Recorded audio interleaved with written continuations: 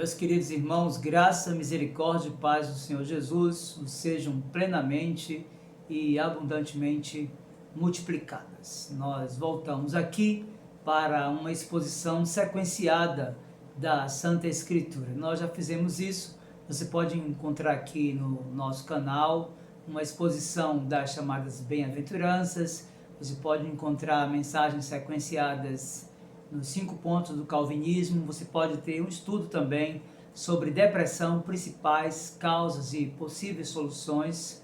E agora o nosso interesse é expor aquela que ficou conhecida como a oração modelo ensinada pelo Senhor Jesus Cristo. E para isso eu quero convidá-lo mais uma vez a abrir a palavra de Deus no Sermão do Monte, agora no capítulo 6 do Evangelho de Mateus, verso 9, para o início da exposição da chamada oração modelo. Veja comigo aí o que diz a palavra de Deus. Pegue a sua Bíblia aí, abra em Mateus capítulo 6, verso 9 é o texto para esta primeira mensagem. Veja o que diz a Santa Escritura. Portanto, vós orareis assim: Pai nosso que estás nos céus, santificado seja o teu nome. Eu quero orar nesse início de exposição desta porção da Escritura tão conhecida e muitas vezes tão mal interpretada. Eu quero convidá-lo a fechar os olhos, agora a curvar sua fronte ante a grandeza, o poder e a majestade de Deus para esta oração nesta hora. Feche seus olhos e ore comigo. Meu Senhor, em nome de Jesus, teu Filho bendito e amado, mais uma vez nós nos debruçamos sobre a tua palavra, porque queremos aprendê-la e queremos vivê-la intensamente, meu Senhor, mas somos limitados, tanto para interpretá-la, quanto para vivê-la plenamente, e carecemos da ação benfazeja e poderosa do Teu Espírito. Ajude-nos nesta hora, Senhor, instrua-nos para que nossa vida, Cristo, nosso Redentor e Supremo Pastor, seja exaltado e glorificado. Que a Tua palavra, nesta hora, tenha a primazia e que a nossa mente esteja cativa e obediente à voz de Cristo revelada em Sua palavra. Por Jesus nós oramos. Amém.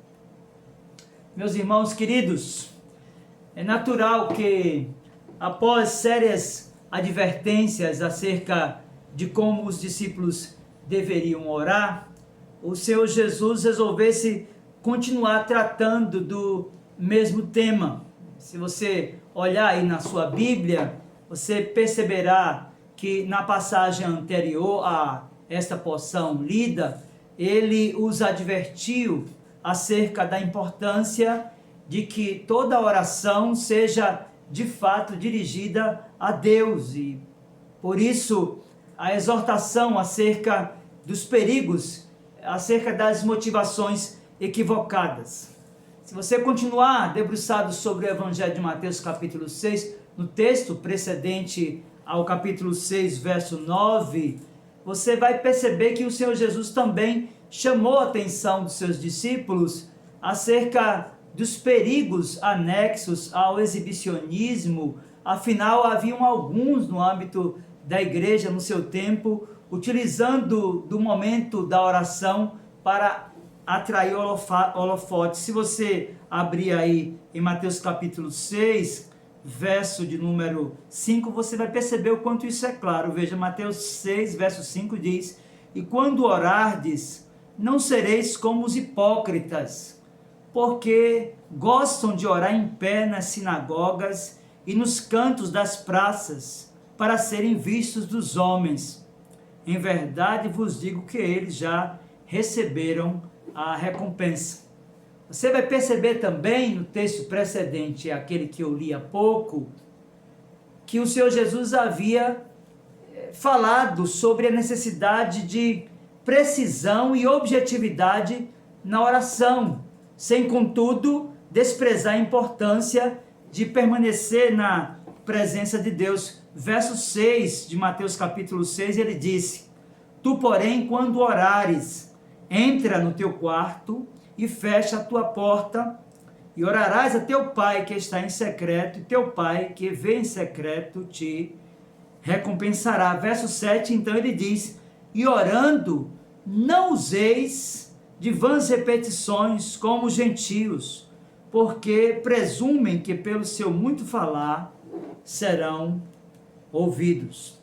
Perceba ainda, meu irmão e amigo, que o Senhor Jesus também falou sobre o valor do aperfeiçoamento da intimidade com Deus através da oração secreta, aquela realizada fora da vista dos homens, aquela que é de fato realizada em secreto. E por fim, o mestre sinalizou a necessidade de que confiassem na providência de Deus quando lhes falou. Veja agora Mateus capítulo 6, verso 8, o Senhor Jesus chamou a atenção dos seus discípulos dizendo assim: não vos assemelheis, pois, a eles, porque Deus, o vosso Pai, sabe o de que tendes necessidade antes que lhe peçais. Meus irmãos e amigos, o texto que é objeto desta primeira exposição, a exposição da oração modelo, é comumente mal interpretado por parte significativa de cristãos de muitos ramos e podemos dizer de muitos lugares. O Senhor Jesus inicia aqui em Mateus capítulo 6, verso 9, a sua prédica com a seguinte afirmação: veja, portanto, vós orareis assim.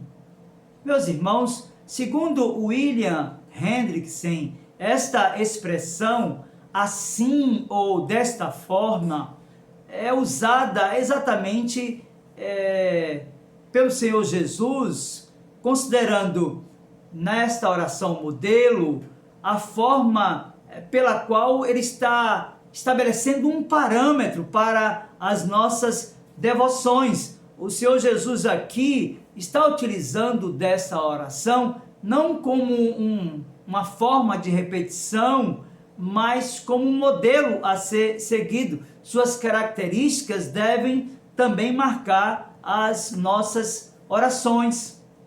Os teólogos de Westminster, eles definiram a oração, meu querido irmão e amigo, como um oferecimento dos nossos desejos a Deus, em nome de Cristo, com o auxílio do Espírito Santo, com a confissão dos nossos pecados e o grato reconhecimento das ternas misericórdias do Senhor Jesus. De fato, meu irmão, o conceito de oração definido pelos padrões de fé da Igreja Presbiteriana do Brasil colide frontalmente com a prática da Igreja Romana, que utiliza a oração dominical de forma decorada, repetitiva, para alcançar os favores divinos, entendendo que o exercício repetitivo do modelo apresentado pelo Senhor Jesus de oração os conduzirá a êxito. Contudo, meus queridos irmãos, nós precisamos de compreender que o Senhor Jesus está expondo aqui um modelo a ser seguido e não uma repetição a ser feita. Para Alexander Archibald Hodge, a oração deve ser aceitável quando é essencial que o coração do adorador permaneça num estado próprio e que sua oração seja oferecida em reverência à majestade e perfeições morais de Deus. Ele afirma ainda que esta oração deve ser permeada de humildade por causa de nossa culpa e corrupção, de submissão à vontade revelada de Deus, de confiança em sua capacidade e disposição em socorrer-nos e em sua graça pactual. Ele afirma ainda que esta oração, ela deve ser a inteligente apreensão das relações que sustentamos, da natureza do ministério do qual estamos engajados e do tema de nossas orações e objetos de petição. Ele diz que ela deve ser amparada pela real solicitude e favor e fervor do coração, correspondendo plenamente a todas as palavras pelas quais nossa oração é expressa com insistência e perseverança, ou seja, deve ser a verbalização daquilo que está no nosso interior. Após a indicação de como seus discípulos deveriam orar, você pode perceber pela revelação de Mateus capítulo 6, verso 9. O Senhor Jesus continua a instrução agora nos seguintes termos: veja, Pai nosso que estás nos céus. Meus queridos irmãos, a pergunta 179 do Catecismo Maior de Westminster é a seguinte, veja, ela tem relação estreita com aquilo que Mateus capítulo 6, verso 9 nos ensina. Devemos orar somente a Deus? Veja a resposta a essa pergunta. Somente Deus é capaz de esquadrinhar as orações, atender às petições, perdoar pecados e tornar real os desejos de todos. Ele é o único em quem se deve crer e a quem se deve adorar com culto religioso. A oração, que é uma parte deste culto, deve ser dirigida por todos, a Ele somente e a mais ninguém. Meus queridos irmãos, Johannes Gerhardus Voss, na busca de provar que toda oração deve ser dirigida somente a Deus, afirmou que somente Deus é onisciente, portanto, somente Deus tem o poder de esquadrinhar e conhecer o coração dos homens. Somente Deus é onipotente, portanto, somente Deus tem o poder de ouvir as orações de suas criaturas em qualquer lugar onde estejam. Além da questão de poder responder às orações, somente Deus pode, certa e seguramente, ouvir as nossas orações, discernir os nossos desejos dos nossos corações e entender quais sejam as nossas reais necessidades. Portanto, meu irmão, é lógico que há pouca ou quase nenhuma divergência no âmbito do cristianismo quanto ao fato de que as orações dos fiéis devem ser dirigidas somente a Deus. O problema, contudo, gira em torno dos mediadores. A Igreja de Roma considera Cristo de fato como mediador entre Deus e os homens, mas extrapola isso e reputa a Maria, aos santos e os próprios anjos como mediadores entre nós e o próprio Deus. A Bíblia, contudo, meu querido irmão e amigo, nos ensina o que segue. Veja o que é que diz a Escritura na primeira epístola de Paulo a Timóteo, capítulo 2, verso do 3 até o 6. Porquanto há um só mediador entre Deus e os homens, Cristo Jesus, homem, o qual a si mesmo se deu em resgate por todos, testemunho que se deve prestar em tempos oportunos. Matthew Henry, falando sobre essa questão que envolve a oração que deve ser dirigida somente a Deus e Cristo como único mediador entre Deus e os homens, disse assim: somos aqui ensinados sobre a quem devemos orar, somente a Deus, e não aos santos ou aos anjos, pois eles não nos conhecem, não devem receber a honra elevada que damos na oração e não podem conceder os favores que esperamos. Somos ensinados sobre como devemos nos dirigir a Deus e que título podemos lhe atribuir. ele é efetivamente, segundo aquilo que afirma Matthew Henry, o bom e magnífico. Porém, devemos nos lembrar de que é a sua bondade que faz com que possamos nos aproximar do trono da sua graça com ousadia. Primeiro, devemos nos dirigir a Deus como o nosso Pai e devemos chamá-lo assim.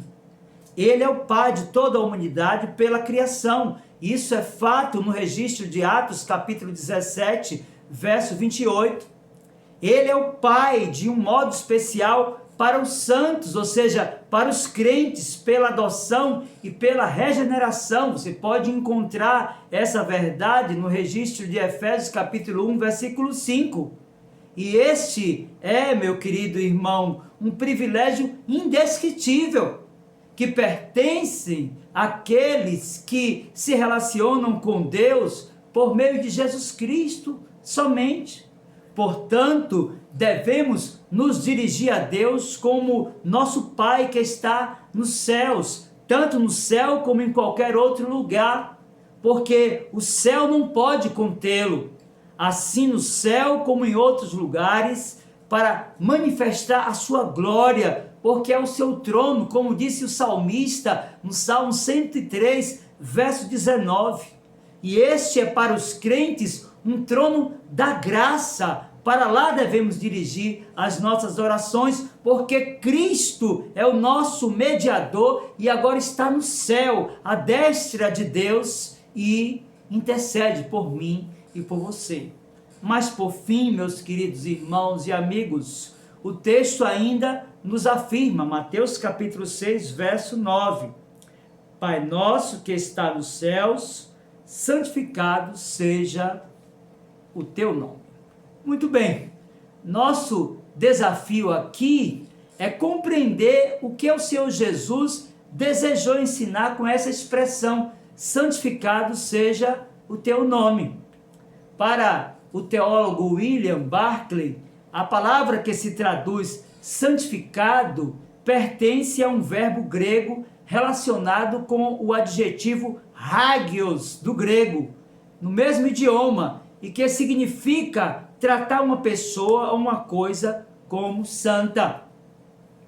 Mas o significado fundamental de santo é diferente ou separado. Uma coisa santa é diferente de outras coisas. A pessoa santa é a que está separada do resto dos seus semelhantes.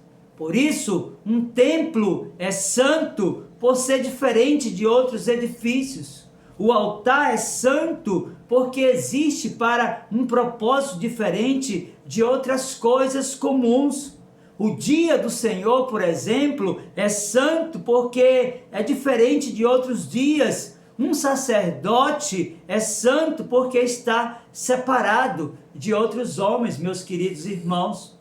Portanto, esta petição significa que o nome de Deus seja tratado de maneira diferente de todos os outros nomes, que ele seja dada uma posição absolutamente única entre todos os homens. Eu não sei se você percebe, mas o princípio inerente, embutido aqui nessa primeira sentença da oração do Pai Nosso, Mateus capítulo 6, verso de número 9, tem uma relação estreita com o terceiro mandamento do Decálogo. Se você abrir aí a sua Bíblia, lá no livro do Êxodo, no capítulo 20, verso de número 7, você perceberá a relação estreita que há entre o terceiro mandamento e essa primeira sentença da oração modelo. Veja, Êxodo capítulo 20, verso 7, a palavra de Deus nos diz assim: não tomarás o nome do Senhor teu Deus em vão, porque o Senhor não terá por inocente o que tomar o seu nome em vão. Meus queridos, de fato, santificar o nome de Deus significa ter reverência por Ele. Por isso, reverenciar a Deus indica honrá-lo, indica glorificá-lo, indica exaltá-lo. santificado seja o teu nome, significa, pois, que aquele que foi introduzido à comunhão com este Pai, eternamente amante, agora convida a todos a compartilhar dessa experiência com Ele e exaltar este glorioso nome de Deus. O suplicante dirige seu convite à criação inteira, especialmente ao mundo dos homens, a louvar a seu Deus. Ele brada: engrandecei ao Senhor comigo, e todos a uma lhe exaltemos o nome, como disse o salmista no Salmo 34, versículo de número 3. Meus queridos irmãos e amigos, nós iniciamos esta mensagem abordando os ensinos do Senhor Jesus acerca de como se deve orar.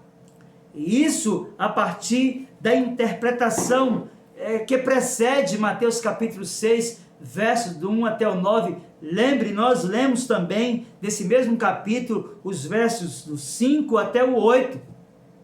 Obviamente que do que vimos do texto nessa exposição, nós podemos extrair muitas lições.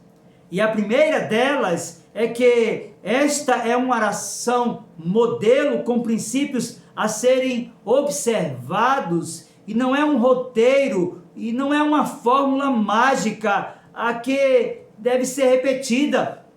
Portanto, esta mensagem, meu querido irmão e amigo, é para você que tem utilizado o expediente de repetir muitas vezes, achando que pela repetição você poderá convencer a Deus de suas necessidades.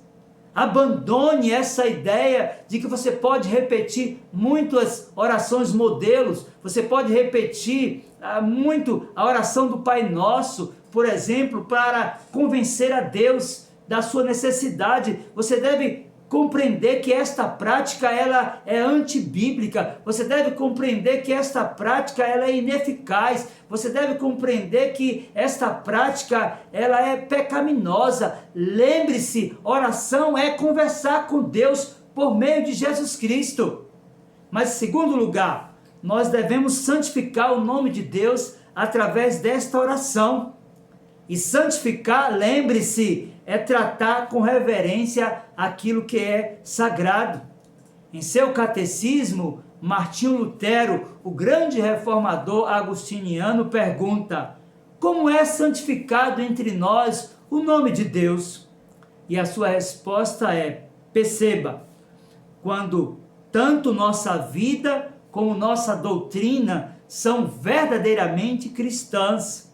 Quer dizer, quando nossas convicções intelectuais e nossas ações práticas são a expressão de uma submissão total à vontade de Deus.